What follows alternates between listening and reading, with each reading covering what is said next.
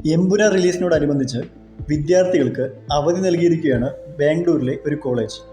Good Shepherd എന്ന ഇൻസ്റ്റിറ്റ്യൂഷനാണ് Empuraan release ദിവസം കോളേജിന് അവധി പ്രഖ്യാപിച്ചിരിക്കുന്നത്. ഇതാദ്യമായാണ് ഒരു സിനിമയുടെ റിലീസുമായി ബന്ധപ്പെട്ട് ഒരു കോളേജ് മുഴുവൻ വിദ്യാർത്ഥികൾക്കും അവധി നൽകിയിരിക്കുന്നത്.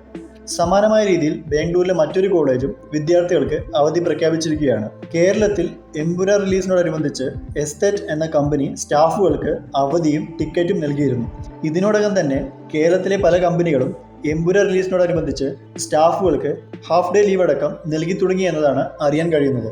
എങ്ങും എമ്പുരാൻ തരംഗമാണ് കാണാൻ സാധിക്കുന്നത്. ടിക്കറ്റ് ബുക്കിങ്ങിൻ്റെ കാര്യത്തിലും മറിച്ചല്ല. ആരാധകർ ടിക്കറ്റ് ബുക്ക് ചെയ്യുന്നതിനിടെ ബുക്ക് മൈ ഷോ ആപ്പ് കുറച്ച് സമയത്തേക്ക് നിശ്ചലമായി പോയിരുന്നു. ഒരു ദിവസത്തിനുള്ളിൽ തന്നെ ടിക്കറ്റ് വിൽപ്പനയിൽ 2 റെക്കോർഡുകളാണ് എമ്പുരാൻ്റെ പേരിൽ സ്വന്തമാക്കിയിരിക്കുന്നത്.